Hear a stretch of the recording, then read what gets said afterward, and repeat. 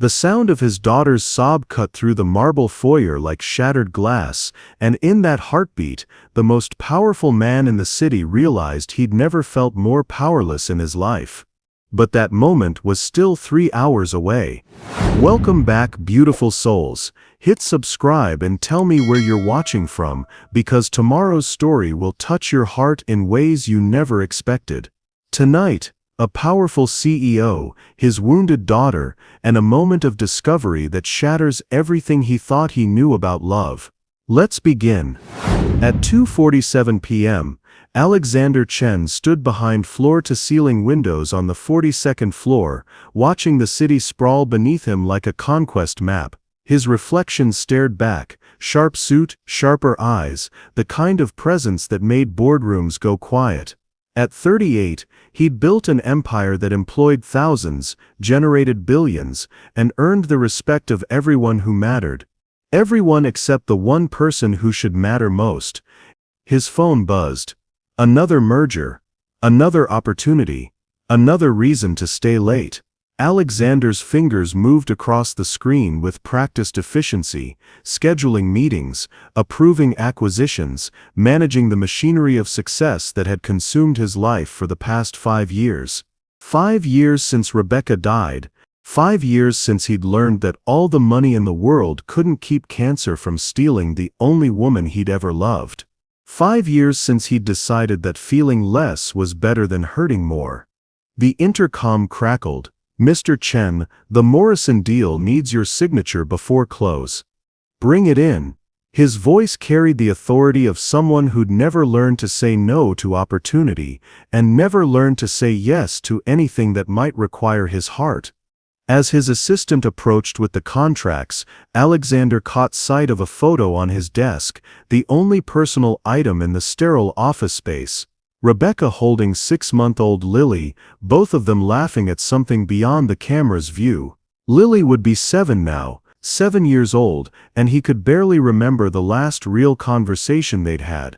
"She's fine," he told himself.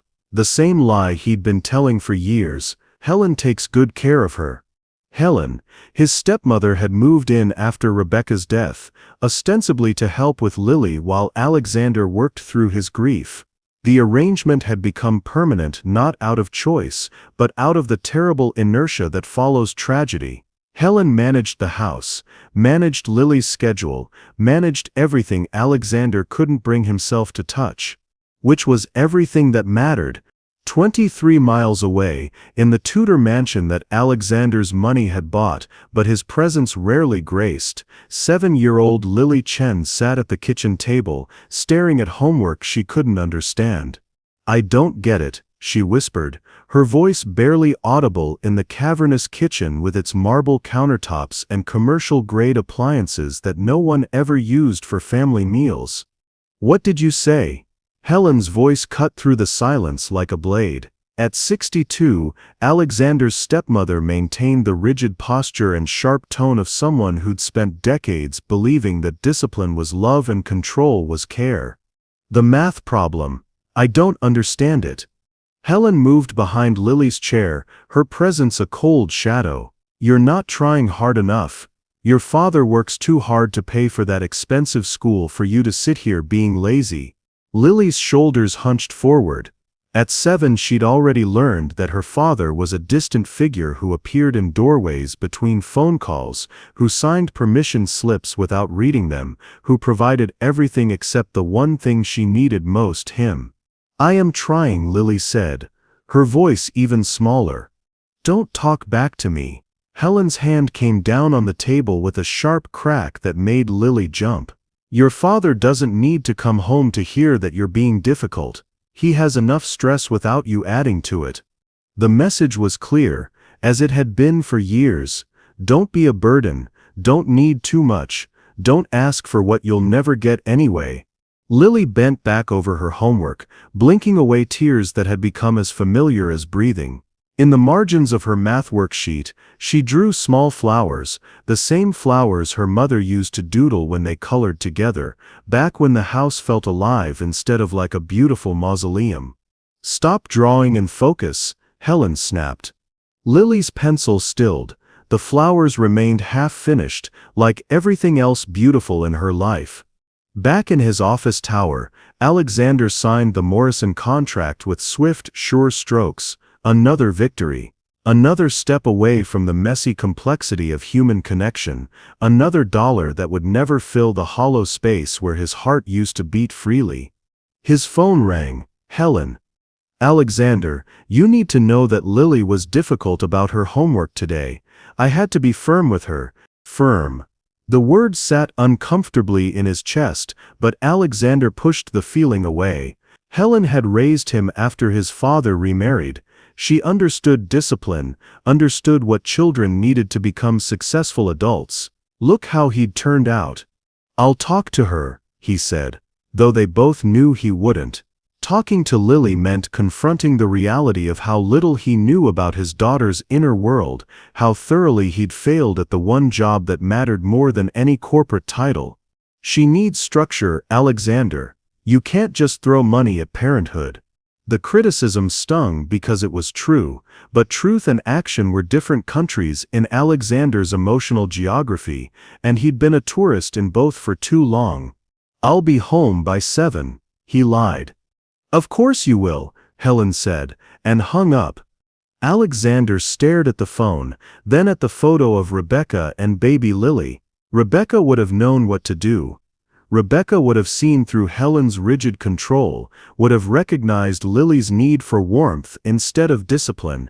Rebecca would have been the bridge between Alexander's work-obsessed distance and Lily's growing isolation. But Rebecca was gone, and Alexander had spent 5 years learning how to function without a heart. At 4:15, his calendar showed 3 more meetings. At 5:30, a conference call with Tokyo. At 7 o'clock, dinner with investors. The day stretched ahead like a familiar tunnel, each obligation another step away from the house where his daughter sat alone with a woman who mistook coldness for strength. For reasons he couldn't name, Alexander found himself closing his laptop. Cancel the Tokyo call, he told his assistant. Reschedule dinner with Morrison's people. Sir, is everything all right? Alexander looked out at the city one more time, at the empire he'd built to avoid dealing with the ruins of his personal life. Something was pulling him home, some instinct he'd buried so deep he'd forgotten it existed. I'm going home early today. The words felt foreign in his mouth, like a language he'd once known but hadn't spoken in years. As he gathered his things and headed for the elevator, Alexander had no way of knowing that this single decision, this moment of inexplicable impulse would change everything. In the Tudor mansion, Lily finished her homework with careful, precise movements, each number written small and neat to avoid Helen's criticism. Outside, the autumn light was fading, and soon her father would call to say he'd be late again. Except tonight, he wouldn't make that call. Tonight Alexander Chen was coming home. The key turned in the lock at 5:47 p.m., 3 hours and 13 minutes earlier than Alexander had been home in the past 2 years. The house greeted him with its usual museum silence, all polished surfaces and expensive emptiness. His footsteps echoed against marble floors as he loosened his tie, muscle memory guiding him toward his study, where he could disappear into emails until the world made sense again. But something stopped him. A sound, soft and broken, like air escaping from a punctured lung. Alexander froze, his briefcase still in hand, his corporate armor suddenly feeling as thin as tissue paper. The sound came again, a small choked sob that seemed to rise from the very foundation of the house. Lily. His daughter's name hit him like a physical blow, and suddenly Alexander was moving, his Italian leather shoes sliding against the marble as he followed the sound toward the kitchen. Each step felt like walking through water, time stretching and compressing around him as his mind tried to process what he might find. The kitchen door was slightly ajar, and through the gap Alexander could see a slice of the scene that would fracture his world into before and after. Helen stood over Lily, her hand raised, her face twisted with an anger that made Alexander's blood turn to ice. Lily cowered in her chair, small hands protecting her head, her school uniform wrinkled and tear-stained. "Stop being such a baby," Helen's voice cut through the air like a whip. "Your father doesn't pay for private school, so you can sit here crying over simple arithmetic." "I'm sorry," Lily whispered, her voice so small it barely qualified as sound. "I'm sorry. I'll try harder." Helen's hand came down. The slap echoed through the kitchen like a gunshot, and Lily's head snapped to the side, her small body absorbing the blow with a terrible, practiced silence that spoke of other afternoons, other moments when Alexander had been 42 floors away, building empires while his daughter's spirit was being methodically destroyed. Time stopped.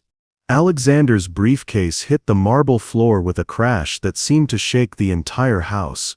The sound exploded through the kitchen like thunder, and both Helen and Lily turned toward the doorway where Alexander stood, his face a mask of shock and rage so pure it was almost unrecognizable.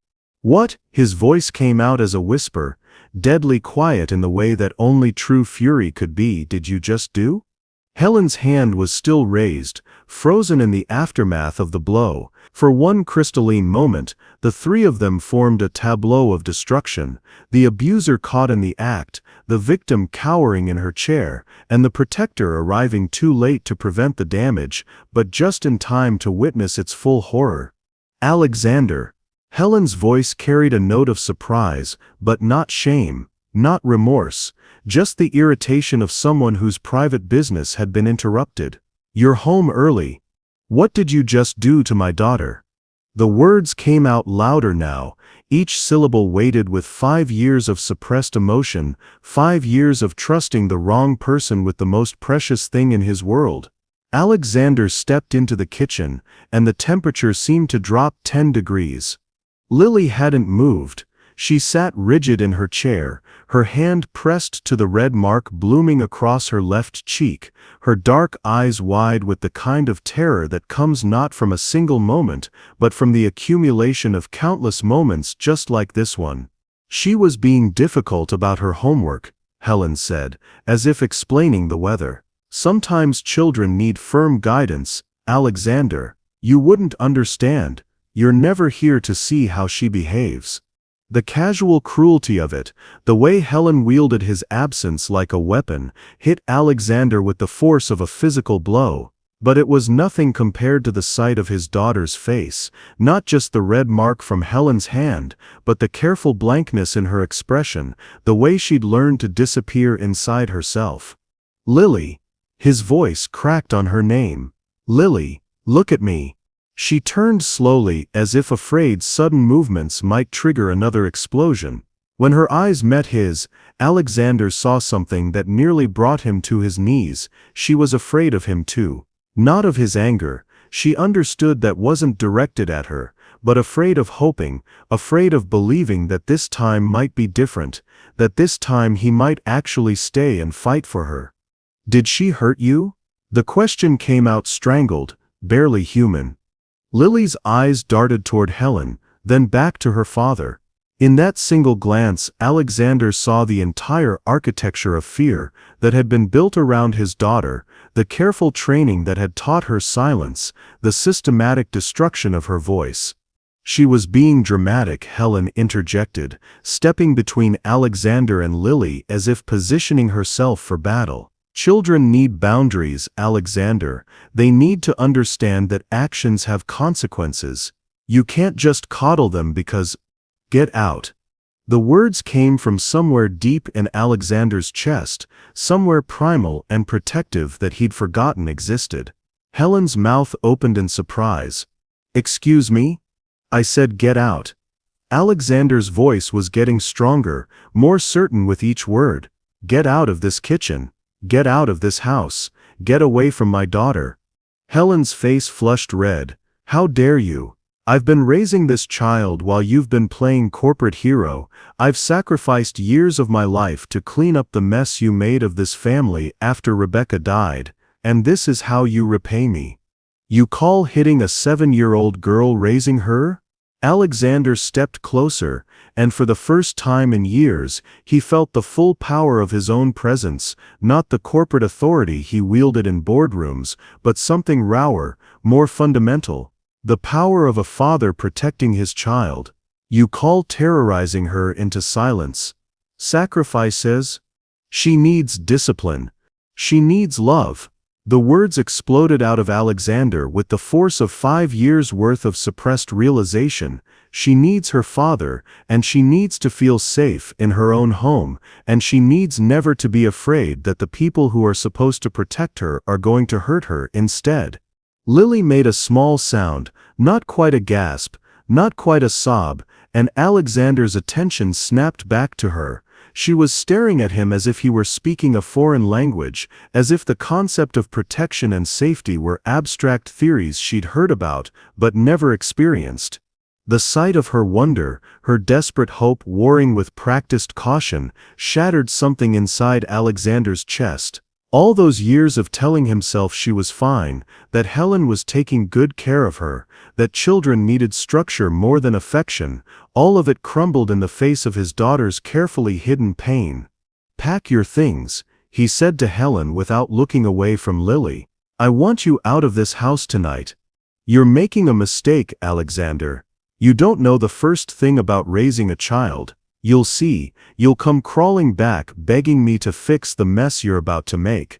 But Alexander wasn't listening anymore. He was moving toward his daughter slowly, carefully, the way one might approach a wounded animal. When he knelt beside her chair, bringing himself to her eye level, Lily's breath hitched. "Are you okay, sweetheart?"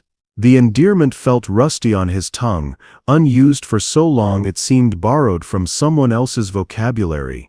Lily nodded, but her hand remained pressed to her cheek, and her eyes were bright with unshed tears.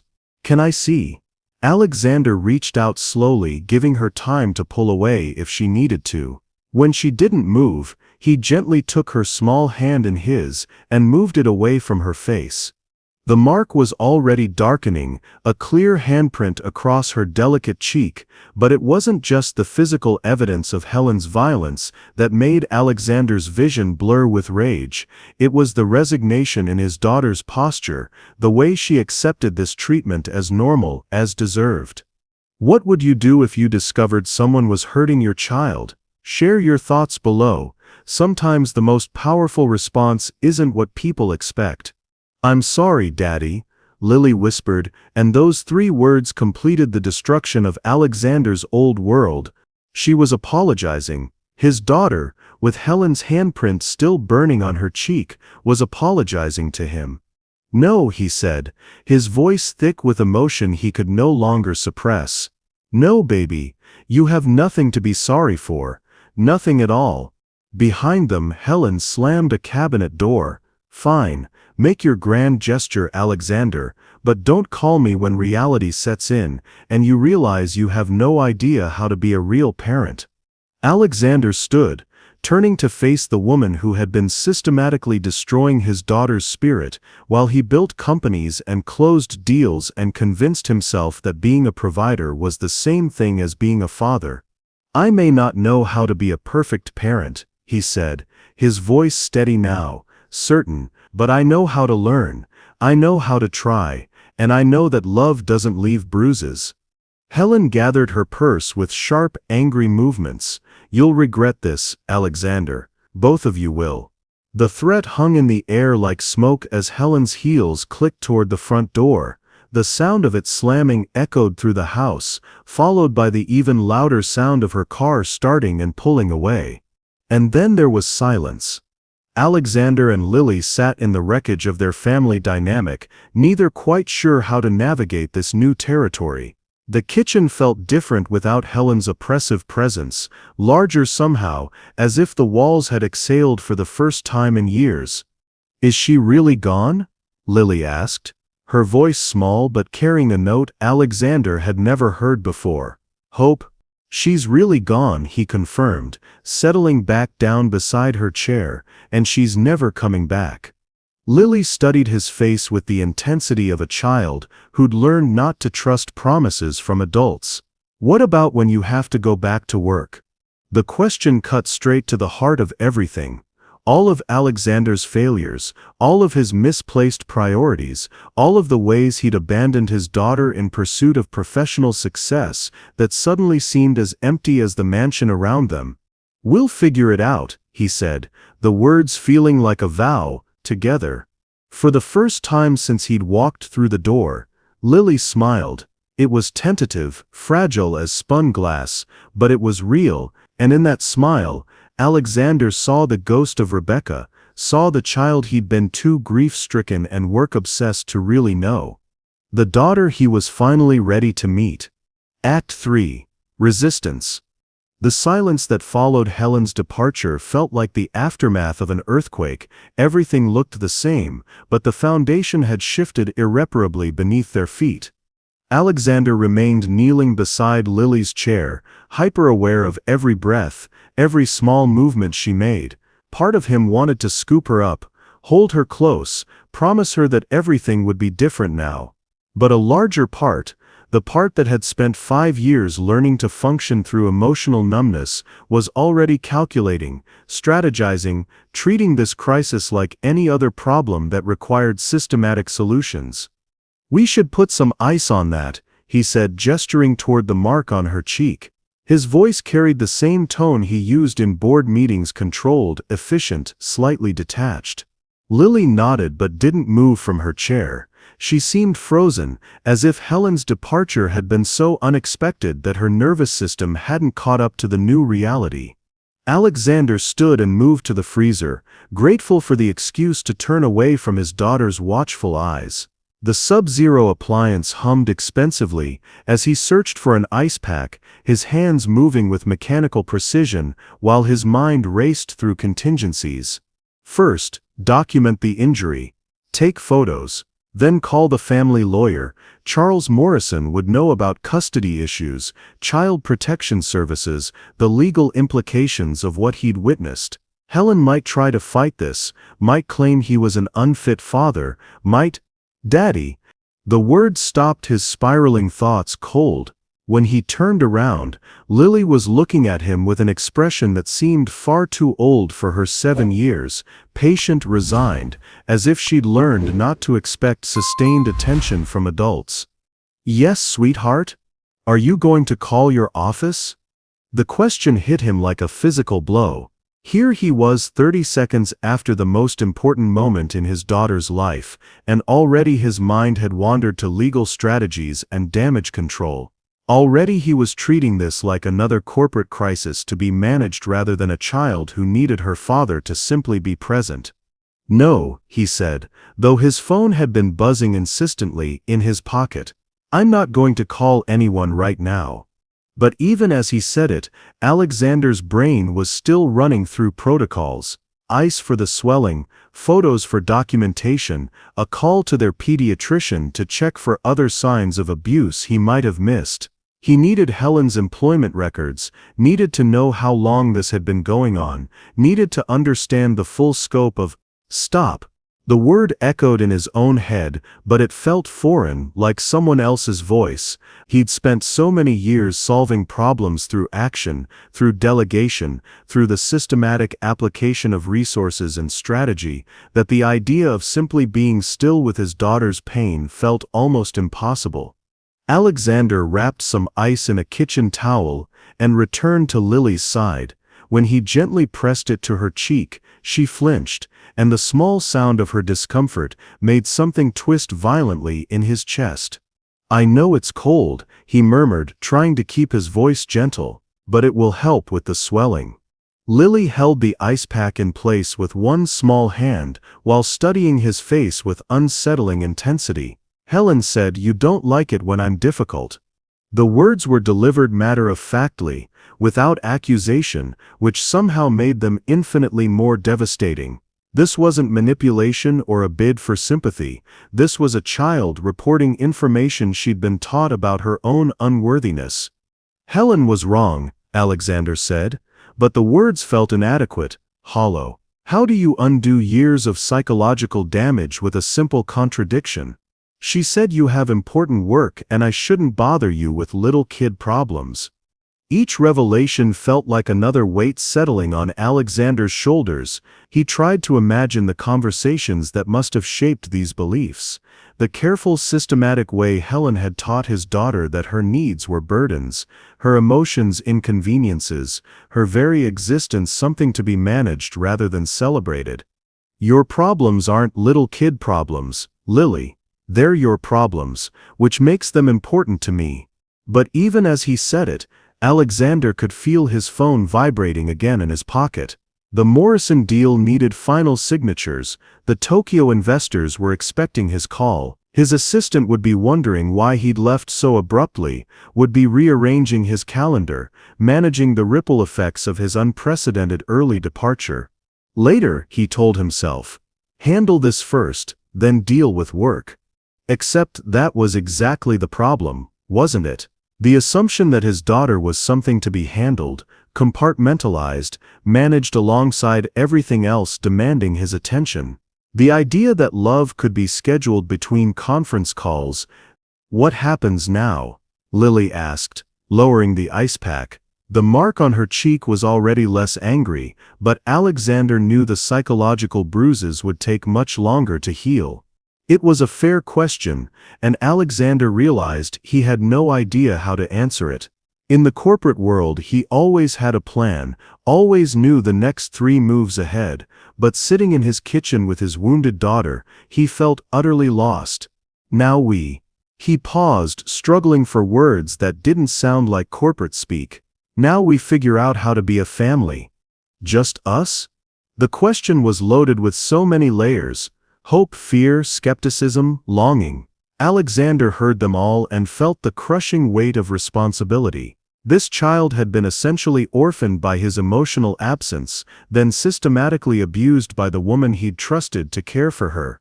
Now she was looking to him for answers he wasn't sure he possessed. Just us, he confirmed, though the words felt like a promise he wasn't sure he could keep. Lily nodded solemnly, then surprised him by asking, "Do you know how to make dinner?" The question was so practical, so immediate, that it cut through all of Alexander's abstract anxieties about fatherhood and landed squarely in the realm of concrete reality. When was the last time he'd cooked anything? When was the last time he'd eaten a meal that hadn't been delivered by an assistant or ordered from room service? He looked around the pristine kitchen with its professional-grade appliances and realized he barely knew how to operate any of it. We could order something? Helen always made me eat vegetables first, Lily said, testing the boundaries of this new dynamic, and she said dessert was only for children who earned it.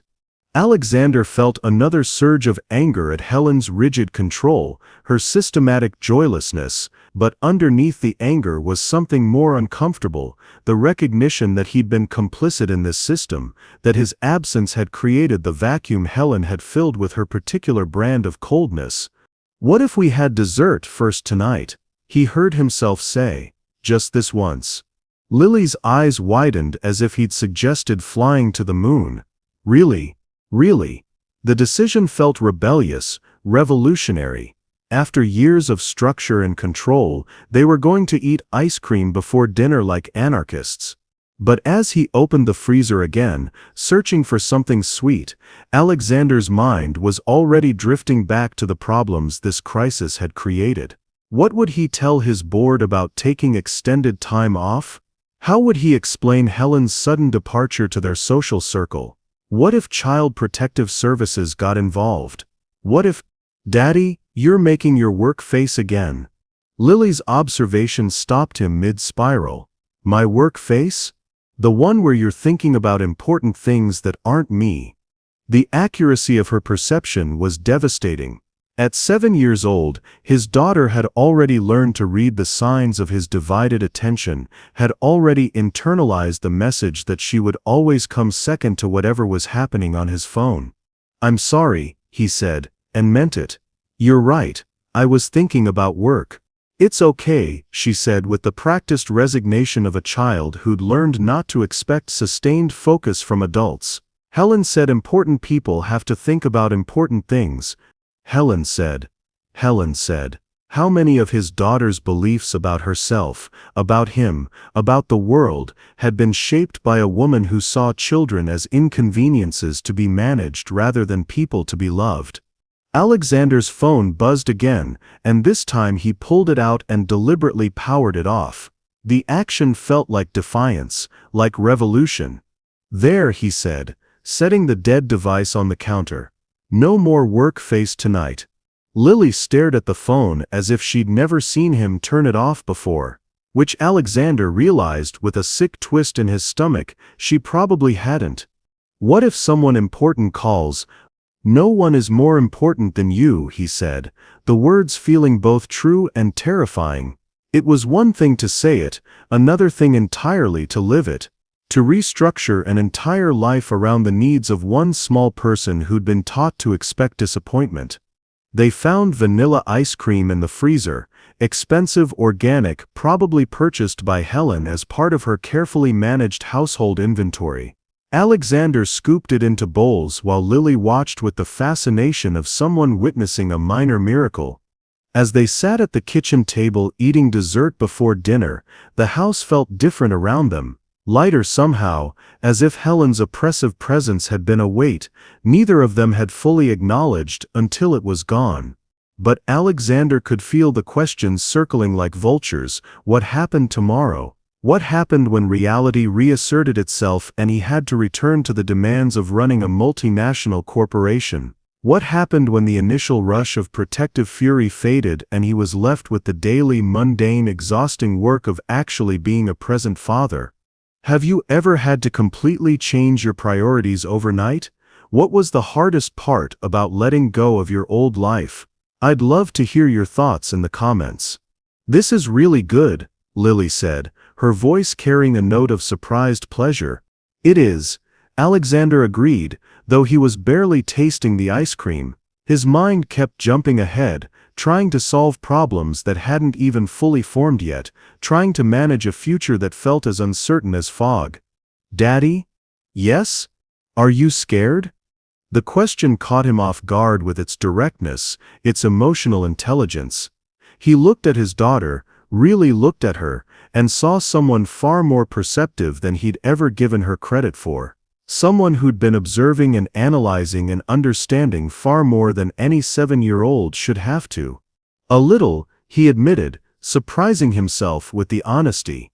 "Me too," she said, and in that moment Alexander felt the first real connection they'd shared in years.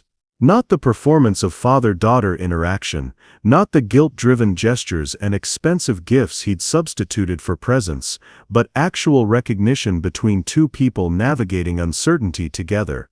It was terrifying and wonderful, and completely unlike anything in his corporate experience.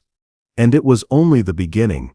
The ice cream bowls sat empty between them, evidence of their small rebellion against Helen's rigid rules, but as the sugar high faded, reality began settling over the kitchen like dust after an explosion. They were alone together in a way they'd never been before, and neither quite knew what to do next.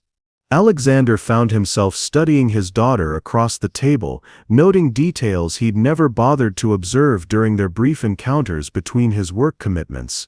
The way she held her spoon with careful precision, as if afraid of making a mess. The way her feet didn't quite reach the floor from the adult-sized chair. The way she kept glancing toward the doorway, as if expecting Helen to return and discover their transgression. "So," he said, then immediately ran out of words. In boardrooms, he commanded rooms with effortless authority. Here, faced with one small girl, he felt linguistically bankrupt. So Lily echoed, and Alexander caught the faintest hint of amusement in her voice. His phone, despite being powered off, seemed to loom on the counter like an accusation.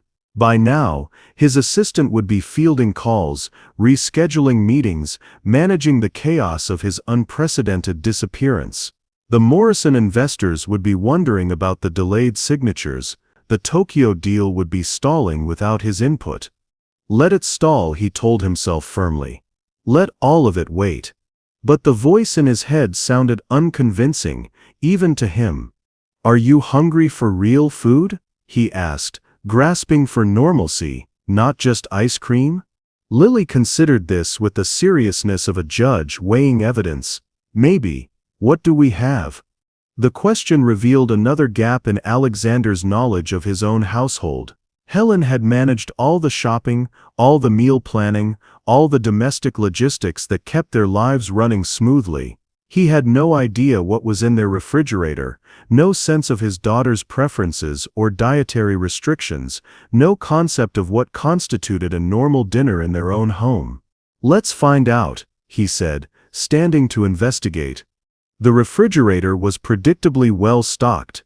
Helen had been nothing if not efficient, but as Alexander surveyed the contents, he realized he was looking at the food preferences of a woman who viewed eating as fuel rather than pleasure.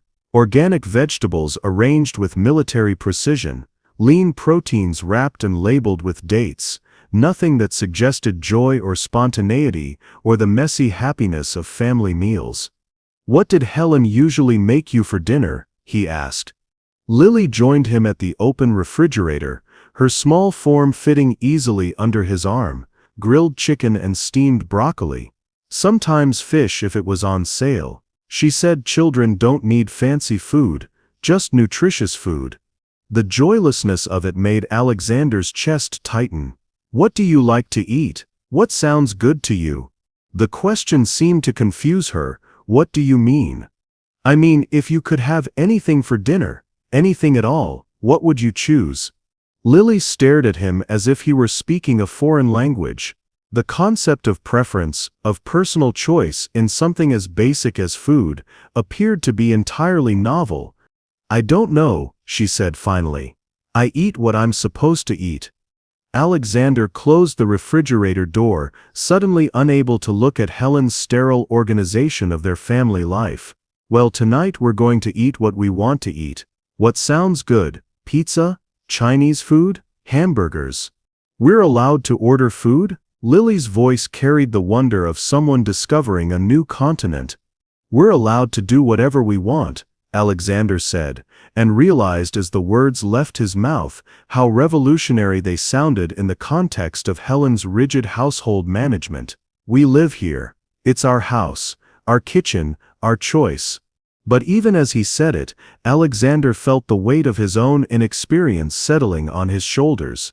Giving a 7-year-old unlimited choice sounded empowering in theory, but what if she chose something unhealthy? What if she expected this level of indulgence every night? What if he was already failing at the basic responsibilities of parenthood? "Stop overthinking," he commanded himself. "One meal, one night, figure out the rest later." "Pizza," Lily said, the word barely above a whisper, as if she was testing whether this new freedom was real or just another adult game with hidden rules. "Pizza it is."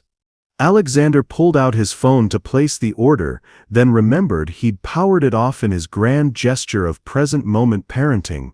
When he turned it back on, the screen exploded with notifications, missed calls, urgent emails, text messages marked with red exclamation points. The digital manifestation of his abandoned responsibilities. He ignored all of it and found a pizza delivery app. "What kind do you like?" he asked, showing Lily the screen. She studied the options with intense concentration, as if this were the most important decision of her young life, which Alexander realized it might be the first time an adult had asked for her preference and genuinely waited for her answer. "Pepperoni," she said tentatively. "Perfect. Do you want anything else? Breadsticks? Soda? Am I allowed to have soda?" The question revealed another layer of Helen's control. "You're allowed to have whatever you want tonight." "Then yes please. To the soda." As Alexander completed the order, Lily wandered around the kitchen, touching surfaces and opening cabinets as if seeing the space for the first time. Without Helen's presence, the room felt different, less like a showpiece, and more like a place where actual people might live. "Daddy," she said from across the kitchen, her back turned to him, "how long are you going to stay home?" The question cut straight to the heart of Alexander's anxiety. He'd made this grand gesture, this protective stand against Helen's abuse, but he hadn't thought beyond the immediate crisis. His company needed him, his employees depended on him. His responsibilities stretched across 3 continents and multiple time zones. "I don't know yet," he answered honestly. "We'll figure it out. Will you go back to work tomorrow?" The uncertainty in her voice made Alexander's chest tighten. She was testing, trying to understand if this new version of her father was permanent or just another temporary aberration in her carefully managed life. "I'll probably have to go to the office at some point," he said carefully, "but things are going to be different now. I'm going to be home more. We're going to spend real time together."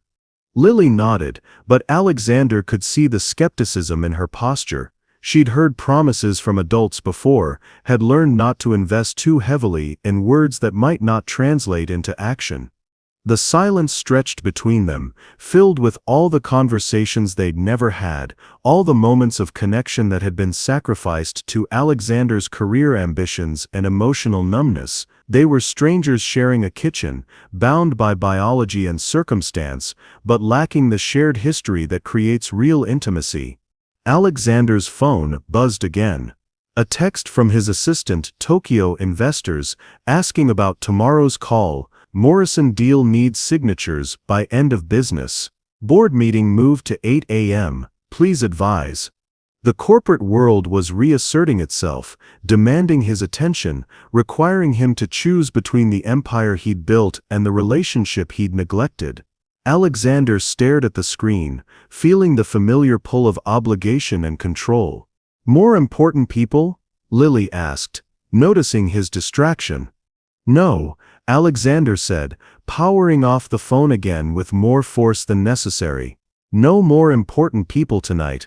But the gesture felt performative, unsustainable.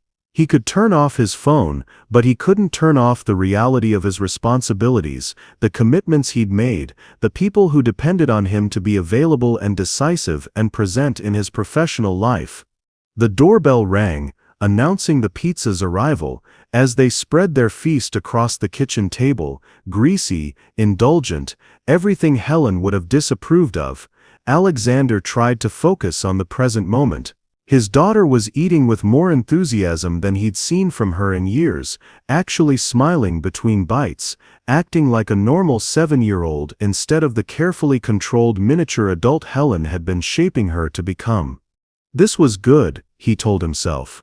This was progress. This was what mattered. But underneath his determination to be present, anxiety hummed like a low-frequency vibration. What happened when the pizza was gone and they still had to navigate bedtime routines he'd never learned? What happened in the morning when Lily expected breakfast and conversation and emotional availability while his phone buzzed with the accumulated demands of a postponed empire? What happened when the crisis management was over and he had to figure out how to actually live this life he'd claimed for himself? "This is the best dinner ever," Lily said, reaching for another slice. "Yeah," Alexander agreed, though he was barely tasting the food. "It really is." For tonight, that would have to be enough. But as the evening stretched ahead of them, the first of what would need to be many evenings if his promises were going to mean anything, Alexander felt the weight of everything he didn't know about being a real father settling on his shoulders like armor he'd forgotten how to wear. They were stuck together now, by circumstance and choice, and the violent necessity of starting over. Neither of them quite knew how to do this, but they were going to have to learn. Together, whether they were ready or not. Act 5. Backstory unveiled. The pizza boxes lay empty on the kitchen table, evidence of their small victory against Helen's nutritional tyranny, but as the evening deepened around them, Alexander found himself facing a problem he'd never encountered in the corporate world. What did you do with a 7-year-old after dinner when you'd never actually spent an entire evening alone with her before? "What do you usually do at night?" he asked, clearing the plates with the awkward efficiency of someone performing an unfamiliar task. "Homework first," Lily recited automatically, "then Helen checks it, then bath, then bed at 8:30. No exceptions." The military precision of it made Alexander wince. What about fun things? Games? TV? Reading? Lily shrugged, a gesture that seemed far too world-weary for someone her age. Helen says structure is more important than entertainment. She says children who expect to be entertained grow up to be entitled adults. Helen says. Those two words had become a refrain, the soundtrack to his daughter's carefully circumscribed childhood. Alexander felt another wave of anger, not just at Helen's cruelty, but at his own complicity in allowing it to continue unchallenged for so long. Well, he said, trying to inject lightness into his voice, tonight we're going to try being a little entitled. What sounds fun to you? Lily considered this with the seriousness of someone who'd rarely been asked to identify her own preferences. Could we look at pictures of Mommy? The request hit Alexander like a physical blow.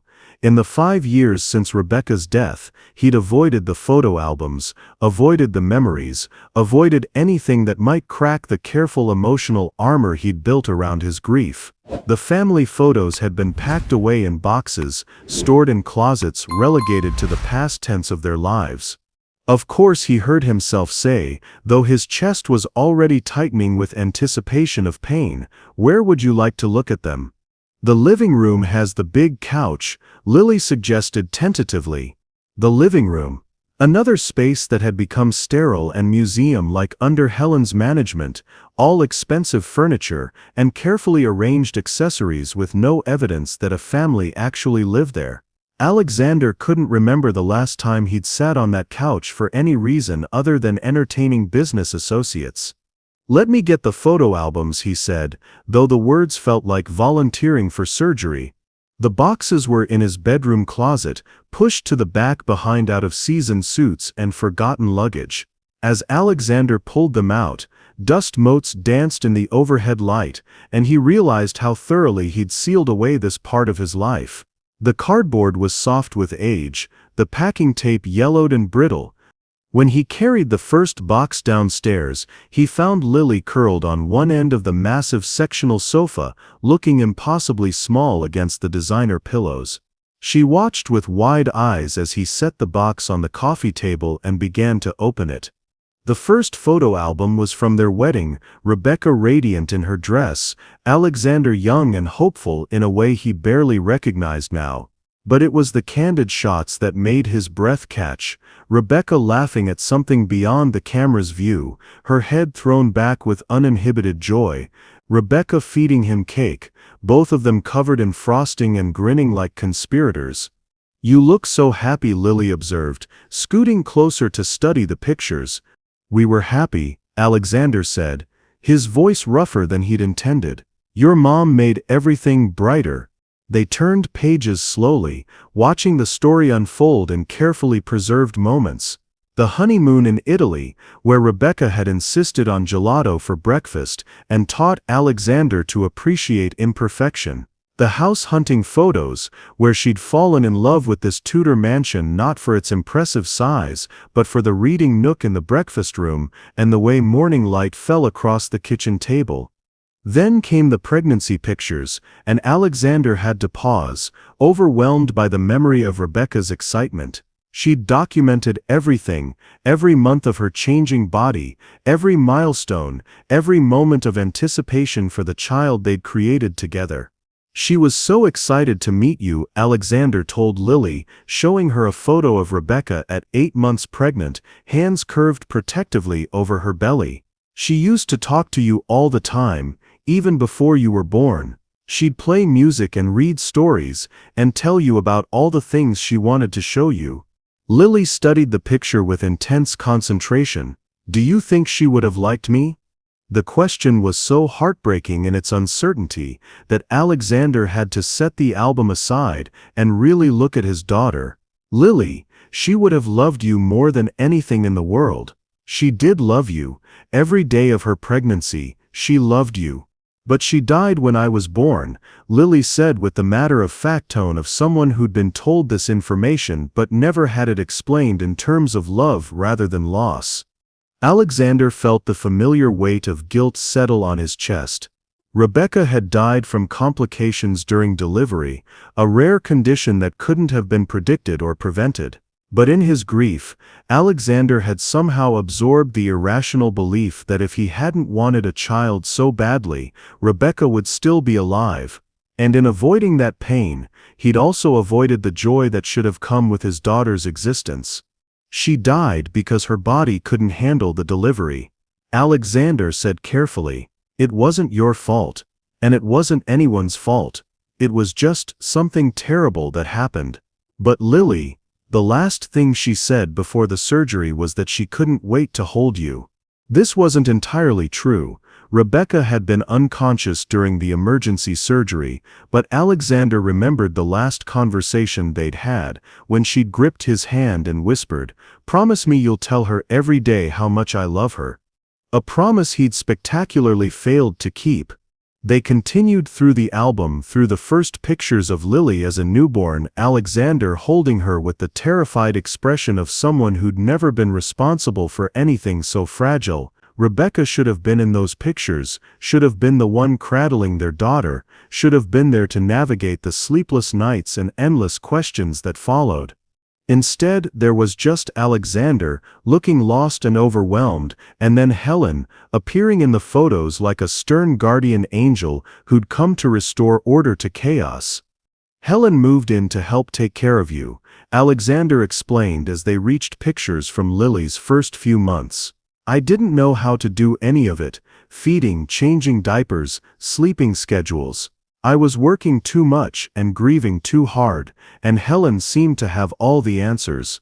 In the early photos, Helen looked different, softer somehow, less rigid. Alexander remembered feeling grateful for her presence, for someone who could take charge while he floundered through the basics of single parenthood and professional demands. But as the album progressed, other changes became visible. Fewer photos of Alexander with Lily, more pictures of Helen managing routines, organizing, controlling, and Alexander himself, growing more distant, more formal, more likely to be captured in the background of family moments rather than at their center. "When did you start working so much?" Lily asked, noticing the same pattern. Alexander stared at a photo from Lily's second birthday party, elaborate celebration that Helen had organized, complete with hired entertainment and catered food. He was in the background checking his phone, his attention clearly elsewhere, even during his daughter's milestone moment.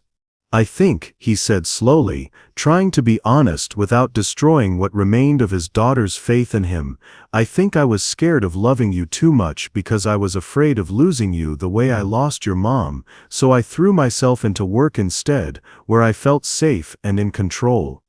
And Helen took care of me." "Helen took care of your physical needs," Alexander corrected. "She made sure you were fed and clothed and educated. But taking care of someone's heart, that's different. That's what I should have been doing, and I failed at that." Lily was quiet for a long moment, studying a photo of herself at age 4, sitting stiffly on Helen's lap while Helen read to her. Even in the picture there was no warmth between them, no sense of affection or joy. "She told me you were too important for little kid problems," Lily said finally. "She said successful people don't have time for emotional children." The casual cruelty of it made Alexander's jaw clench. She was wrong. She was wrong about all of it. They'd reached the end of the album, the final photos taken just over a year ago. Looking at them now, Alexander could see what he'd been blind to before: his daughter's gradual withdrawal, her increasing stillness, the way she'd learned to take up less and less space in her own life. In the most recent pictures, Lily looked like a miniature adult, perfectly dressed, perfectly behaved, and perfectly miserable.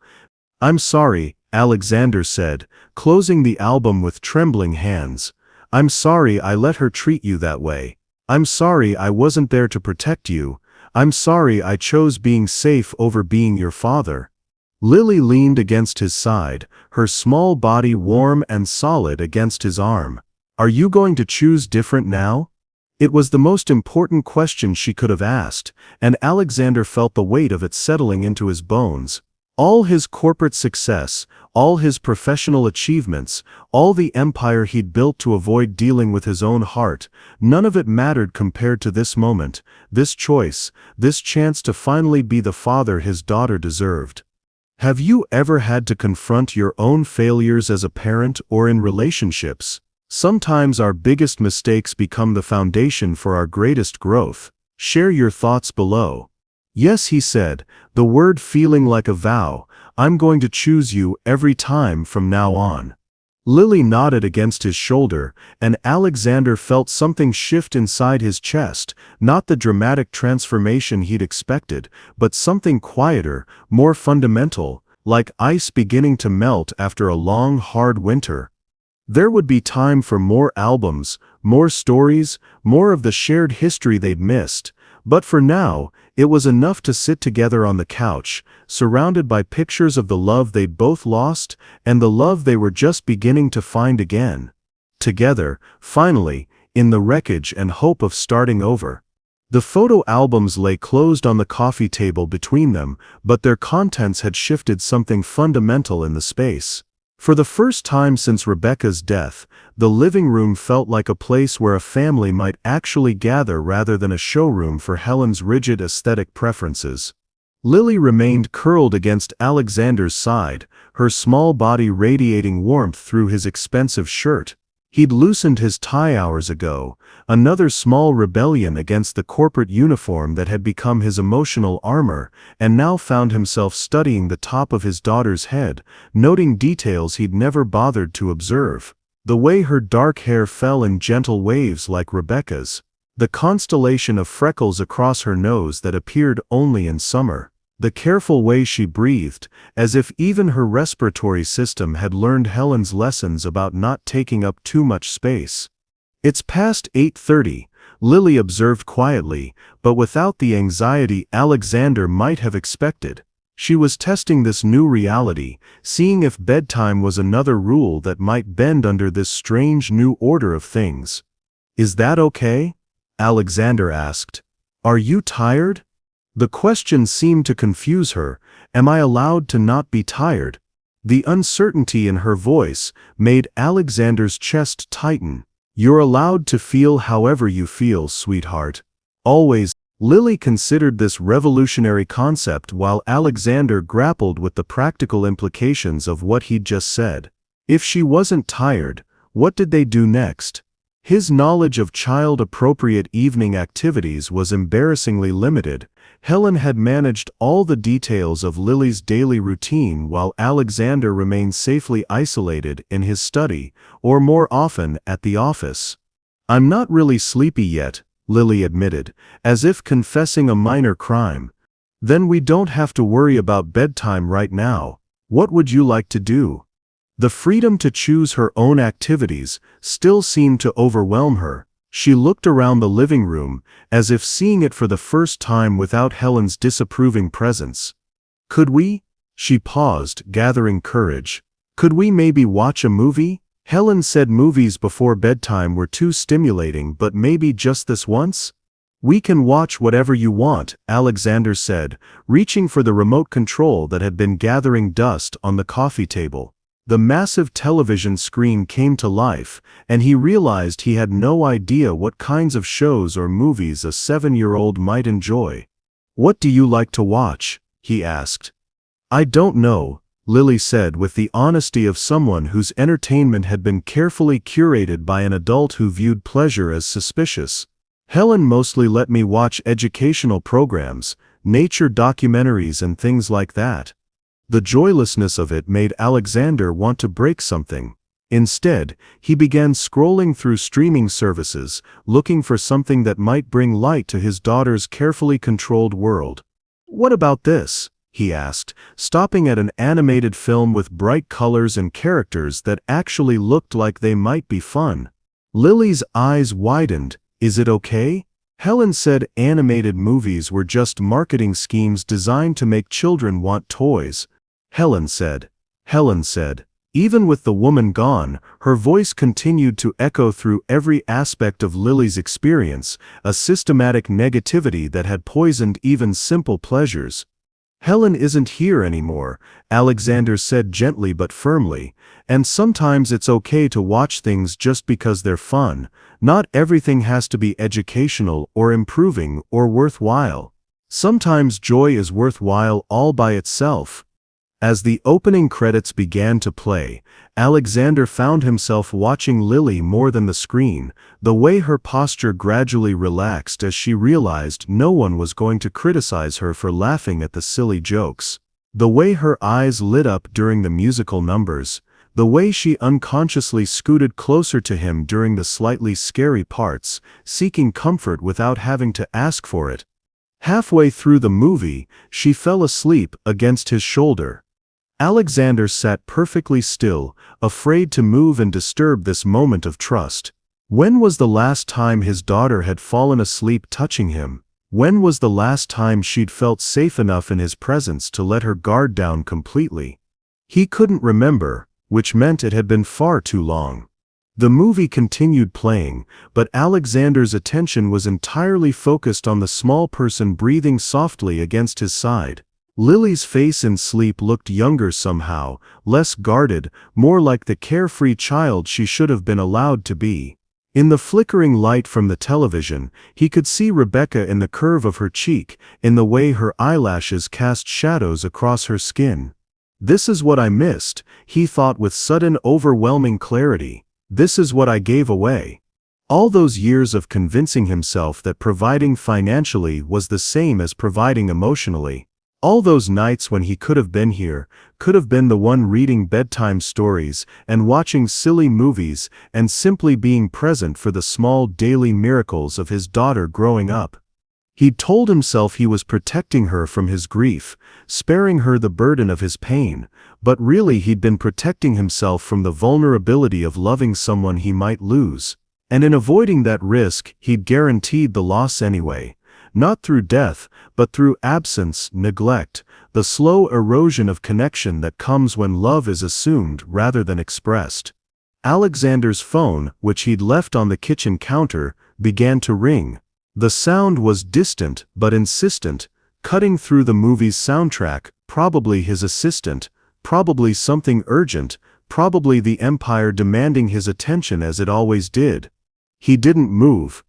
The ringing stopped, then started again a few minutes later, then again. The corporate world was relentless in its hunger for his time and attention, but for once, Alexander found it surprisingly easy to ignore. His daughter was sleeping in his arms, trusting him to keep her safe, and that felt more important than any deal or merger or crisis that might be developing in his absence. When the movie ended, Lily stirred but didn't fully wake. Alexander carefully maneuvered the remote to turn off the television, then sat in the sudden quiet of the living room, listening to the sounds of the house settling around them. Without Helen's rigid schedule and constant activity, the mansion felt different, more spacious somehow, as if it were exhaling after years of holding its breath. "Daddy." Lily's voice was soft with sleep. "I'm here, sweetheart. Are you really going to stay?" The question cut straight to the heart of everything. Not just tonight, not just this crisis, but the fundamental question of whether Alexander was finally ready to choose presence over absence, connection over self-protection. "I'm really going to stay," he promised, and meant it in ways that surprised him. "Even when work needs you." Alexander considered this carefully. He couldn't promise that work would never need him. His responsibilities were real. His company employed thousands of people. His decisions affected lives and livelihoods across multiple continents. But he could promise that those responsibilities would no longer take precedence over his daughter's needs. "Even when work needs me," he said, "work will have to wait sometimes. You're more important." Lily nestled closer against his side, and Alexander felt something fundamental shift in his understanding of success. For years he'd measured his worth by his professional achievements, by the empire he'd built, and the respect he'd earned in boardrooms around the world. But sitting here with his daughter sleeping trustingly against his shoulder, he realized he'd been using the wrong metrics entirely. This was success. This moment of connection, this trust rebuilt from wreckage, this choice to be present even when presence felt vulnerable and uncertain. His phone rang again from the kitchen, and Alexander found himself genuinely not caring who needed him or what crisis might be developing in his absence. For the first time in 5 years, something mattered more than work. Someone mattered more than work. "Can we watch another movie tomorrow?" Lily asked sleepily. "We can watch as many movies as you want," Alexander said, smoothing her hair with careful fingers. "We can do whatever makes you happy." "What if I don't know what makes me happy?"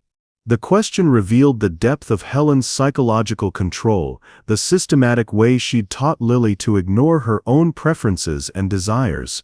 But it also revealed an opportunity, the chance to help his daughter discover joy, to explore the world of possibilities that had been denied to her.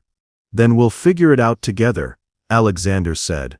"We'll try different things until we find what you love. We have time." Time. The one thing he'd never believed he had enough of, the resource he'd hoarded and rationed and spent exclusively on professional pursuits. But sitting here in the quiet evening light, with his daughter warm and trusting in his arms, Alexander realized that time wasn't something you found or made or managed. Time was something you chose. And for the first time in 5 years he was choosing to spend it on what actually mattered. "I love you, Daddy," Lily whispered, the words barely audible but landing in Alexander's chest like a benediction. "I love you too, sweetheart," he whispered back, the words feeling rusty but real. "I love you so much." They sat together in the gathering darkness, father and daughter finally finding their way back to each other through the simple miracle of being present, being still, being willing to choose love over the safer distance they'd both learned to navigate. It was a beginning, fragile and uncertain but real, and for tonight, it was enough. Alexander woke to sunlight streaming through unfamiliar windows and the disorienting realization that he was still on the living room couch. His neck ached from sleeping upright, his expensive suit was wrinkled beyond redemption, and Lily was no longer curled against his side. For a moment, panic flared in his chest. Where was she? Had Helen come back? Had Daddy? Lily's voice came from the kitchen, tentative but closer than it had sounded in years. "Are you awake?" Alexander struggled upright, his body protesting after a night on designer furniture that had never been intended for sleeping. Through the archway, he could see Lily standing at the kitchen counter, still in yesterday's school uniform, her hair mussed from sleep. "I'm awake," he called, his voice rough with sleep and the lingering remnants of dreams he couldn't quite remember. "Good morning, sweetheart." As he made his way to the kitchen, Alexander caught sight of his reflection in the hallway mirror and barely recognized himself. His usually perfect hair was disheveled, his shirt wrinkled and open at the collar, his tie hanging loose around his neck. He looked like a man who'd spent the night prioritizing something other than professional appearances. He looked like a father. "I was hungry," Lily said when he reached the kitchen, "but I didn't know if I was allowed to get food without asking." The uncertainty in her voice made Alexander's chest tighten. Even after Helen's departure, even after their movie night, and shared confidences, his daughter was still operating under the assumption that her basic needs required permission. "You never need permission to eat when you're hungry," Alexander said, moving to the refrigerator. "This is your home. The food is yours as much as it's mine." But as he surveyed the refrigerator's contents, Helen's carefully organized inventory of joyless nutrition, Alexander realized he had no idea how to prepare a breakfast that might actually appeal to a 7-year-old. Everything was either too sophisticated, too health-conscious, or required cooking skills he'd never bothered to develop. "What would you like?" he asked, trying to project confidence he didn't feel. "Cereal," Lily suggested hopefully. "The kind with marshmallows." Helen said it was basically candy, but maybe. "Cereal with marshmallows sounds perfect," Alexander said, then realized they probably didn't have any. Helen's idea of appropriate breakfast cereal likely involved ancient grains and minimal processing. A search of the pantry confirmed his suspicions. Rows of organic, high-fiber, deliberately virtuous breakfast options that looked about as appealing as cardboard. "We might need to go shopping," Alexander said, closing the pantry door with a sense of defeat. His phone chose that moment to ring from where he'd left it on the counter, the sound cutting through the morning quiet like an alarm. The display showed his assistant's number, and Alexander could see 17 missed calls and 43 unread messages accumulated during his unprecedented night of unavailability. "Important people again?" Lily asked, the hope in her voice from the night before already beginning to fade. "No," Alexander said firmly, declining the call. "Nobody more important than you." But even as he said it, anxiety was beginning to creep up his spine. The Morrison deal needed to close today. The Tokyo investors had been waiting for his call since yesterday afternoon. His board of directors would be gathering in 2 hours for a meeting he was supposed to chair. The empire he'd built required constant attention, constant decisions, constant availability. And he was standing in his kitchen in wrinkled clothes, trying to figure out how to feed his daughter breakfast cereal with marshmallows. The phone rang again immediately. This time it was James Morrison directly. "I have to take this," Alexander found himself saying, already reaching for the phone. "Just for 1 minute, then we'll go get proper cereal, okay?" The disappointment on Lily's face was like a physical blow, but the phone was already at his ear, and Morrison's voice was filling the space between them. "Alexander, thank God. We've been trying to reach you since yesterday evening. The Singapore deal is falling apart. They're threatening to walk if we don't have signatures by noon Eastern. I need you in the office immediately." Alexander turned away from Lily, lowering his voice as he tried to calculate time zones and damage control. "Can't we handle this remotely? Video conference or—" "They want face-to-face meetings. They want assurance that you're personally committed to this partnership. Alexander, this deal represents 18 months of negotiations and 40 million in projected revenue. It can't wait." Through the kitchen window, Alexander could see his neighbor loading his own children into a minivan, probably heading to soccer practice or piano lessons, or the 1,000 small activities that comprised normal family life. Things Alexander had never prioritized, never made time for, never understood were what actually mattered. "Give me 2 hours," he heard himself saying. "I'll be there by 10. Thank you. And Alexander? Whatever personal situation kept you away yesterday, I hope it's resolved. We can't afford any more disruptions like that." Alexander ended the call and turned back to find Lily watching him with an expression of careful neutrality, as if she were preparing herself for disappointment, but trying not to show it. "You have to go," she said. "It wasn't a question." "Just for a few hours," Alexander said, the words feeling like betrayal even as he spoke them. "There's an emergency at work, something that can't wait, but I'll be back by lunch and we'll—" "It's okay," Lily interrupted, and the mature resignation in her voice was devastating. "Helen always said important people have important things to do. This is different," Alexander insisted, though he could hear how hollow the words sounded. "Last night was real. Our conversation, our promises, all of it was real. This is just one meeting, one crisis, and then I'll be back and we'll have the rest of the day together." Lily nodded with the practiced understanding of a child who'd learned not to expect adults to keep their word when professional obligations intervened. "What will you do while I'm gone?" Alexander asked, suddenly realizing he'd given no thought to childcare arrangements. Helen had always handled these details, had always been the safety net that allowed him to disappear into work without worrying about the practical implications. "I can stay by myself," Lily said with matter-of-fact competence that made Alexander's heart ache. "I do it sometimes when Helen runs errands. I know how to be good." The phrase "I know how to be good" hit Alexander like a punch to the stomach. His 7-year-old daughter had been trained to be self-sufficient, to require minimal adult attention, to manage her own needs so the important people in her life could focus on more important things. Alexander's phone buzzed with a text from his driver car waiting outside. "Whenever you're ready, sir." The machinery of his professional life was already grinding into motion, pulling him back into the familiar patterns of urgency and indispensability.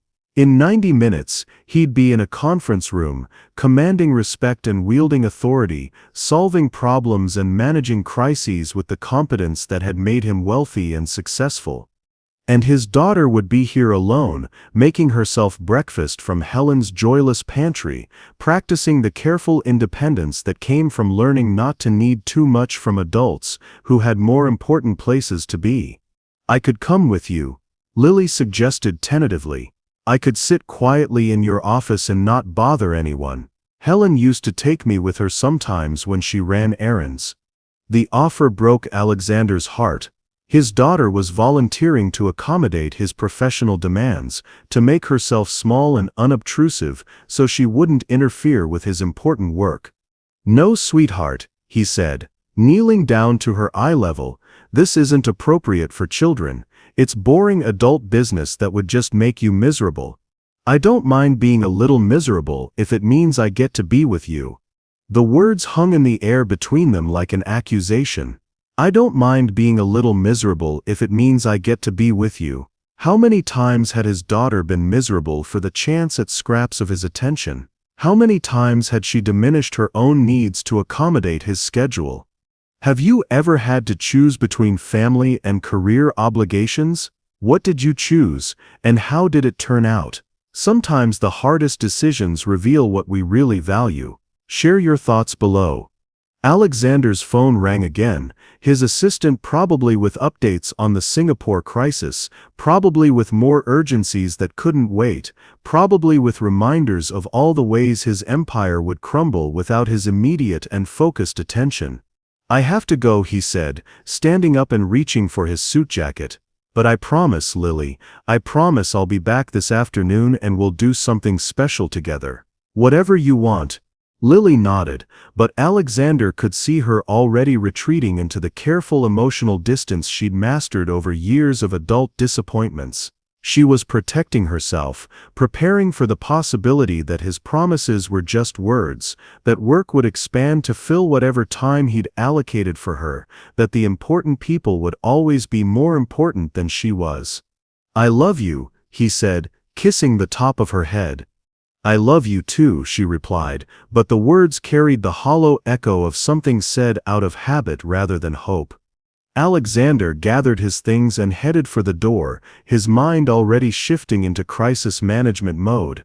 The Singapore deal, the Morrison partnership, the board meeting that would determine the direction of his company for the next fiscal quarter.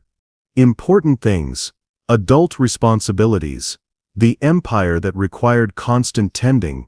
Behind him, his daughter stood alone in the kitchen, practicing the art of not needing too much from people who had more important places to be. The door closed with a soft click, and Alexander was gone, pulled back into the gravitational field of professional success, leaving Lily to navigate another day of careful independence in the empty mansion that had never quite learned how to be a home. By the time his car pulled away from the curb, Alexander was already on the phone, already solving problems, already proving his indispensability to everyone except the one person who needed him most. And in the kitchen, Lily made herself breakfast from Helen's joyless pantry and tried not to wonder if last night had been real or just another adult game with rules that changed without warning. The Singapore deal closed at 11:47 a.m. Alexander sat in his glass-walled conference room 42 floors above the city, watching James Morrison shake hands with the investors while photographers captured the moment for the business journals. $40 million secured, 18 months of negotiations successfully concluded. Another victory for the empire he'd built through systematic prioritization of professional achievement over personal connection. He should have felt triumphant. Instead, he felt hollow. "Excellent work," Alexander Morrison said as the investors filed out, their signatures still drying on contracts that would generate millions in revenue over the next 5 years. "Crisis averted. I knew we could count on you to prioritize what matters." Prioritize what matters. The words echoed in Alexander's mind as he watched the city sprawl beneath him. From this height, individual people were invisible, reduced to the abstract movement of traffic patterns and economic indicators. It was easier to make difficult decisions when human cost was theoretical, when sacrifice was measured in numbers rather than in the disappointment on a 7-year-old's face. His assistant knocked on the conference room door. "Sir, the board meeting has been moved up to noon. They want to discuss the Morrison deal while the momentum is strong."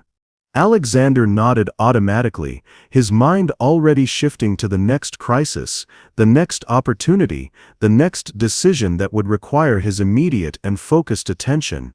The machinery of success was relentless, always demanding more time, more energy, more proof of his indispensability. But for the first time in years, Alexander found himself questioning the machinery itself. His phone buzzed with a text from his driver, "Ready whenever you need to head to the next location, sir." Next location. There was always a next location, always another meeting, always somewhere more important to be than wherever he currently was. The Singapore investors wanted dinner to celebrate.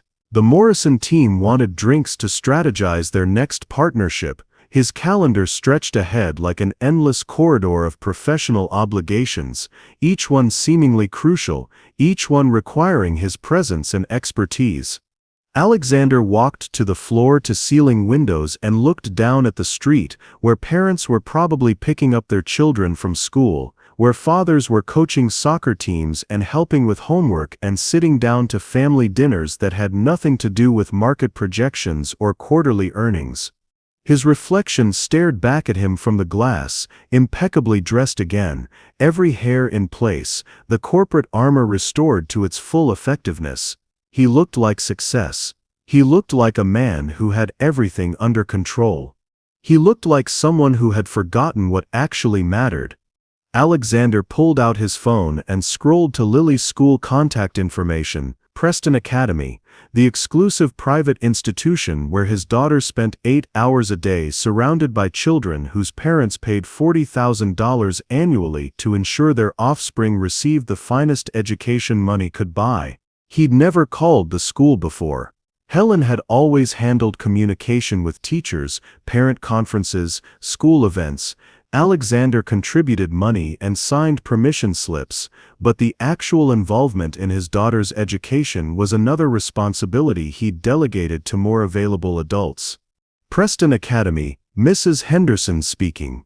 "This is Alexander Chen, Lily Chen's father. I'd like to know what time school ends today." There was a brief pause, the kind that suggested his call was unexpected. "Mr. Chen, school dismisses at 3:15, but Lily is registered for aftercare until 6 o'clock. She's been picked up by Mrs. Helen Chen Martinez every day this year." Aftercare until 6 o'clock. His daughter spent 10.5 hours away from home every day, not because she needed to, but because the adults in her life were too busy to be available when school ended at a reasonable hour. "I'd like to pick her up at 3:15 today," Alexander heard himself say. "Certainly, sir. We'll need to update our authorized pickup list. Will this be a regular change, or just for today?" The question hung in the air, loaded with implications Alexander wasn't sure he was ready to face. Picking up his daughter at 3:15 would mean leaving work early every day. It would mean being unavailable for late afternoon conference calls, after-hours crises, the endless stream of professional obligations that had consumed his life for the past 5 years. It would mean choosing to be a present father rather than an absent provider. "Regular change," he said, the words feeling like stepping off a cliff. "I'll be picking her up every day at 3:15. Alexander ended the call and stood in the silence of his office, feeling the weight of the decision settling into his bones. His assistant would need to restructure his entire schedule. Client meetings would have to end by 2:30. Conference calls would need to be rescheduled. The careful architecture of professional indispensability would have to be rebuilt around the revolutionary concept of being home when his daughter needed him. His phone rang immediately. The board meeting. Alexander looked at the device in his hand. The electronic leash that had kept him tethered to professional obligations while his daughter grew up in the care of a woman who had systematically undermined her sense of worth and safety. All those important calls, all those urgent meetings, all those crises that couldn't wait while a 7-year-old girl learned to make herself small enough to fit around the edges of adult priorities. He declined the call. The phone rang again immediately. Alexander turned it off. His assistant appeared in the doorway, her expression carefully neutral but clearly concerned. "Sir, the board is waiting for you in conference room A." "Cancel it," Alexander said, loosening his tie with deliberate movements. "Cancel everything for the rest of the day." "Sir," her professional composure cracked slightly. "The Morrison celebration dinner? The Singapore follow-up call? The quarterly projections review? Cancel all of it," Alexander repeated, already moving toward his desk to collect his personal items. "And Sarah, I need you to restructure my entire schedule going forward. No meetings after 2:30, no calls after 3 o'clock, every day without exception." Sarah's eyes widened. In 5 years of working as Alexander's assistant, she'd never heard him voluntarily limit his availability. "May I ask why, sir?" "Because I have a daughter who needs her father to be present, not just financially supportive," Alexander said, surprised by how natural the words felt.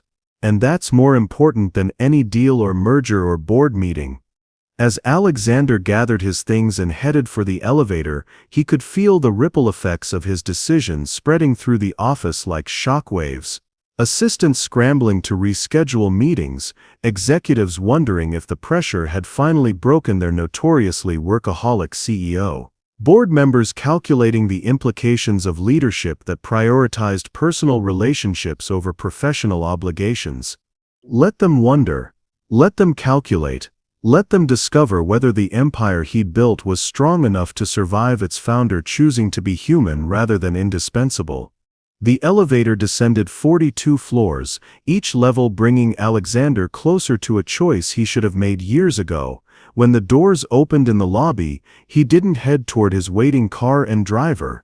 Instead, he walked to his own vehicle, a luxury SUV that had sat unused in the parking garage for months because driving himself took time away from phone calls and email management.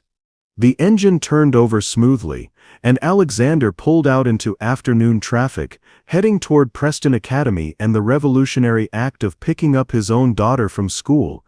At 3:10, he stood outside the school's main entrance, watching other parents gather in the pickup area. Some were in business attire like him, having clearly left work early for this daily ritual. Others were in casual clothes, their entire day structured around their children's schedules and needs.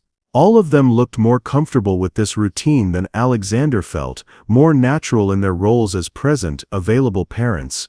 The school doors opened and children began streaming out, their voices creating a joyful chaos that stood in stark contrast to the controlled environment of corporate conference rooms. Alexander scanned the crowd, looking for his daughter, nervous in a way he hadn't felt since his first board presentation years ago. Then he saw her. Lily emerged from the building with careful, measured steps, her backpack properly positioned, her uniform still neat, despite a full day of school activities. She looked around the pickup area with the systematic scanning of a child who'd learned to locate her designated adult among the crowd. Her eyes found Alexander and stopped, wide with surprise and something that looked like hope struggling against practiced caution. Alexander raised his hand in a small wave, and Lily's face transformed. The careful neutrality dissolved, replaced by a smile so bright, it made his chest ache with recognition of everything he'd missed, everything he'd almost lost forever. She ran toward him then, her backpack bouncing against her shoulders, her carefully maintained composure abandoned in favor of the pure joy of a child whose father had shown up when she needed him to. "Daddy," she called, and the word carried years of hope and disappointment, and the dangerous beginning of trust being rebuilt. Alexander knelt down and caught her in his arms, holding her close while she breathed against his neck, and he tried not to think about all the afternoon pickups he'd missed, all the moments like this he'd delegated to others, all the ways he'd convinced himself that providing money was the same thing as providing presents. "You came," she whispered against his shoulder. "I came," he confirmed, his voice rough with emotion, "and I'm going to keep coming. Every day. That's a promise." As they walked toward his car together, Lily's hand small and warm in his, Alexander felt his phone buzzing with the accumulated urgencies of professional life. Board members wanting explanations, clients needing decisions, the endless demands of an empire that had consumed his time and attention while his daughter grew up in the care of someone who had never learned to love her properly. Alexander pulled out his phone, looked at the screen full of notifications and missed calls, and for the second time that day, simply turned it off. "What do you want to do this afternoon?" he asked his daughter as they reached the car. Lily looked up at him with wonder, as if the concept of her preferences being prioritized was still too foreign to fully trust. "Anything I want?" "Anything you want," Alexander confirmed. "We have the whole afternoon together." And for the first time in 5 years, that felt like the most important appointment on his calendar. 6 months later, the sound of Lily's laughter echoed through the kitchen as she attempted to flip a pancake with more enthusiasm than skill, sending batter splattering across the marble countertop that had once been Helen's pristine domain. Alexander watched from beside the stove, coffee mug in hand, his tie hanging loose around his neck, a concession to the fact that Saturday morning pancake battles took precedence over maintaining professional appearances. "I think it's trying to escape," Lily announced, poking at the misshapen pancake with her spatula. "It's expressing its artistic freedom," Alexander corrected, grinning as he helped guide her hands. "Abstract breakfast art. Very avant-garde." The kitchen that had once felt like a museum showpiece now bore the comfortable chaos of actual family life. Lily's school artwork covered the refrigerator. A half-finished puzzle sprawled across the breakfast nook table. The counters held evidence of their weekend tradition, flour handprints, sticky syrup drips, and the kind of beautiful mess that comes from choosing joy over perfection. Alexander's phone sat silent on the counter, and had been for the past hour. This was new territory for him still, the radical concept of scheduled unavailability, of time that belonged entirely to his daughter without the intrusion of corporate emergencies. It had taken 3 months for his assistant to stop looking shocked when he declined weekend calls, another 2 months for his board to accept that their CEO's redefined priorities weren't a temporary aberration but a permanent transformation. The Singapore deal had been a success. The Morrison partnership had exceeded projections. The company had not collapsed under the weight of Alexander's reduced availability, a revelation that had been simultaneously liberating and slightly humbling. Turns out the empire could survive its emperor choosing to be human. "Daddy, look." Lily held up a pancake that resembled something vaguely circular, her face glowing with pride at this small domestic victory. "That's perfect, sweetheart," Alexander said, and meant it. Perfect not because it met any external standard of culinary excellence, but because it represented everything they'd built together in these past 6 months, imperfect, joyful, real. The pancake landed on Lily's plate next to 2 others of equally questionable geometry, and she doused them with enough syrup to constitute a minor health hazard. Alexander had learned to pick his battles. After years of Helen's rigid nutritional control, Lily was slowly discovering that food could be pleasure as well as fuel, that childhood came with certain inalienable rights to sugar and silliness. "What should we do after breakfast?" Alexander asked, settling into the chair beside her. This too was part of their new ritual, the assumption that Saturdays belonged to them, that his daughter's preferences would shape their day rather than being squeezed around the margins of his schedule. Lily considered the question with the seriousness of a judge, syrup dripping from her fork. Could we work in the garden? The flowers we planted last month should be ready to transplant. The garden. Another small revolution in their transformed life. The backyard that had been professionally landscaped and maintained by a crew of silent gardeners was slowly becoming something messier and more wonderful, a collection of flower beds that Lily had designed and they'd planted together, learning through trial and error and the patient guidance of YouTube tutorials. The garden sounds perfect, Alexander agreed, but first, we should probably clean up this kitchen disaster. They worked together, Lily standing on a step stool to reach the sink while Alexander loaded the dishwasher. The routine was comfortable now, familiar in a way that still occasionally caught Alexander off guard. 6 months ago, he'd barely known which cabinets held which dishes. Now he could navigate the kitchen blindfolded, could anticipate Lily's needs and preferences, could read the subtle signs that indicated whether she was tired or hungry, or simply in need of attention. The learning curve had been steep. Those first weeks after Helen's departure had been an exercise in mutual adaptation, both of them figuring out how to be a family without the rigid structure that had defined their previous life. There had been mistakes, dinners burned while Alexander took work calls, mornings when his good intentions collided with the reality of a 7-year-old's complex emotional needs, moments when the gap between his corporate competence and his parental inexperience felt insurmountable. But they'd figured it out together, slowly, sometimes clumsily, but with the determination of two people who'd found each other after years of living as strangers in the same house. The dishwasher hummed to life as they finished cleaning, and Alexander found himself studying his daughter as she wiped down the counters with methodical care. The changes in her over these months had been remarkable, subtle at first, then increasingly obvious. The careful stillness that had defined her behavior under Helen's regime had gradually given way to normal childhood energy. She laughed more, asked questions freely, moved through the house with the confidence of someone who knew she belonged. The handprint-shaped bruise on her cheek had faded within days of Helen's departure, but the psychological healing had taken longer.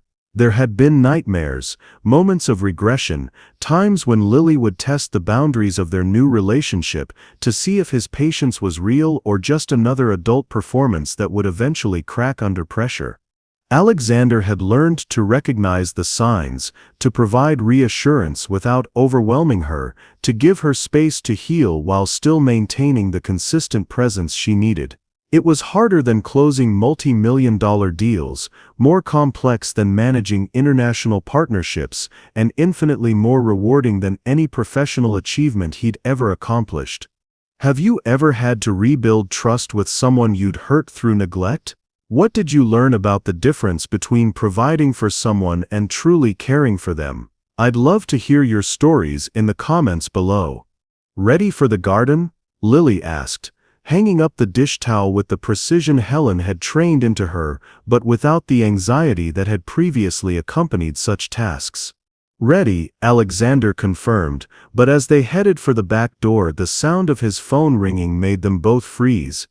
For a moment, the old tension flickered between them, the familiar pattern of adult promises interrupted by professional emergencies, of important people calling with more important things to do. Lily's expression shifted almost imperceptibly, bracing for disappointment. Alexander looked at the phone, then at his daughter, and made the same choice he'd been making every day for 6 months. "Let it go to voicemail," he said. "Gardens don't plant themselves." Lily's smile was like sunrise, bright and warm and full of the trust they'd rebuilt, one kept promise at a time. The garden waited for them behind the house, their garden now, not the pristine landscape installation Helen had maintained, but something wilder, more personal.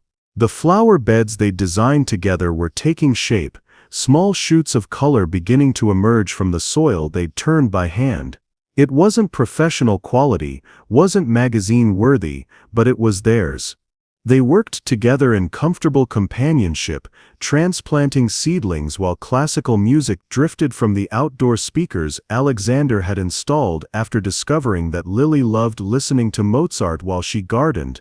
Her small hands were careful but confident as she handled the delicate plants, her concentration absolute in the way of children who'd found something they genuinely loved.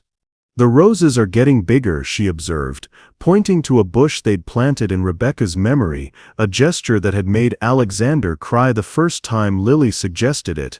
"They are," he agreed, settling beside her in the dirt, without regard for his expensive weekend clothes. "Your mom would have loved this garden. She always said flowers made everything more beautiful." Lily nodded seriously. They talked about Rebecca regularly now, sharing memories and stories, keeping her presence alive in their daily life, rather than treating her death as a subject too painful to acknowledge. It had been another part of their healing, learning that love didn't end with loss, that honoring the past didn't require abandoning the future. "Daddy?" Lily said, her voice carrying the careful tone she used when broaching subjects that mattered. "Do you miss work? The important meetings and things?" Alexander considered the question honestly. Did he miss the adrenaline rush of high-stakes negotiations? The satisfaction of closing major deals? The respect that came with commanding rooms full of powerful people? Sometimes, but not in any way that mattered. "I miss feeling important," he said carefully. "But I've learned that feeling important and being important are different things. What I do with you, this is important. Being your father, being present for your life, making sure you feel loved and safe and valued, that's the most important work I'll ever do." Lily absorbed this information while patting soil around a new transplant. Helen used to say that children were just small adults who hadn't learned to be useful yet. The casual cruelty of it still had the power to make Alexander's jaw clench. Helen's systematic undermining of Lily's self-worth had been thorough and insidious, designed to create a child who required minimal attention and caused minimal inconvenience to the adults around her. "Helen was wrong about a lot of things," Alexander said gently. "Children aren't small adults. They're children, which is something completely different, and completely wonderful. You don't need to be useful, sweetheart. You just need to be you. Even when I'm difficult? Especially when you're difficult. That's when you need the most love and patience, not less." They continued working as the morning stretched toward noon, their conversation meandering through topics both profound and mundane, the kind of authentic communication that had been impossible when their interactions were compressed into the margins of Alexander's professional schedule. Alexander's phone buzzed with a text message, and this time he checked it without the old compulsion to immediately respond. A reminder about Monday's board meeting, information about a potential acquisition, updates on quarterly projections, the machinery of business continuing to operate, requiring his input but not his constant attention. He responded with brief efficiency, then tucked the phone away, and returned his attention to his daughter and their shared project. The integration of professional responsibility and personal presence had been one of the most challenging aspects of his transformation, learning to be available and engaged during their time together while still maintaining the leadership his company required. It had meant shorter workdays but more focused productivity, fewer meetings but more decisive action, less time at the office but greater clarity about what actually mattered in both his professional and personal life. "I think we're done," Lily announced, surveying their morning's work with satisfaction. The transplanted flowers looked small and vulnerable in their new homes, but they were properly positioned, adequately watered, and surrounded by the kind of care that would help them grow into something beautiful. "Good work, partner," Alexander said, pulling off his gardening gloves. "What should we do this afternoon?" The question had become routine, but the answer was always a surprise. Sometimes Lily wanted to bake cookies, or watch movies, or work on art projects. Sometimes she requested trips to the park or the museum or the bookstore where she'd recently discovered the joy of choosing her own reading material. Today she surprised him by saying, "Could we just be together? Like maybe read on the couch or something? Nothing special, just being in the same place." The request hit Alexander with unexpected force. After years of believing that love required grand gestures and expensive experiences, his daughter was asking for the simplest thing imaginable: his presence, his attention, his willingness to share space without agenda or purpose beyond the basic human need for connection. "That sounds perfect," he said, and meant it completely. They cleaned up their gardening supplies and headed back inside, where the house welcomed them with the comfortable chaos of home rather than the sterile perfection it had maintained under Helen's regime. Pictures covered surfaces, books lay open on tables, and evidence of their life together filled every room. On the living room couch, the same couch where they'd shared their first real conversation 6 months ago, they settled with books and comfortable silence. Lily curled against Alexander's side with a chapter book she'd chosen herself, while he read weekend newspapers and periodically checked messages with the efficient distraction of someone whose priorities were clear. The afternoon stretched ahead of them, unscheduled and full of possibility. Tomorrow would bring Monday's responsibilities, the return to professional obligations that were important but no longer all-consuming. But today belonged to them, to the simple miracle of being present for each other's lives. Alexander's phone buzzed one more time, probably another urgent matter requiring immediate attention. He glanced at it briefly, noted the sender and subject line, and made a decision that would have been impossible 6 months earlier. He turned off the phone entirely and set it aside. "Nothing more important than this," he said, settling back into the couch cushions. Lily looked up from her book, her smile bright with the trust they'd rebuilt together, and returned to her reading. Outside, the garden they'd planted together caught the afternoon light, small shoots of new growth, reaching toward a future that looked nothing like the sterile perfection they'd left behind, and everything like the beautiful, messy, joyful life they were building together. One day, one choice, one kept promise at a time. The sound of his daughter's contentment filled the room like music, and Alexander Chen, successful CEO, devoted father, man who'd finally learned the difference between being important and being present, couldn't imagine anywhere else he'd rather be. This was success, this was what mattered, this was love at last, unexpected and transformative, and worth every sacrifice he'd made to find it. And it was only the beginning of everything beautiful they would build together. The stunning thing Alexander did wasn't just removing Helen or changing his schedule, it was completely reshaping his understanding of success and choosing to be the father Lily deserved. What did you think of this emotional journey? Did the ending satisfy the promise of love at last and unexpected transformation? If you enjoyed this story, you will surely love the next one. It's as crazier and more intriguing as you can ever imagine, so do check it out. Click on the image showing on your screen right now to watch the next one. Thank you for watching this story to the end.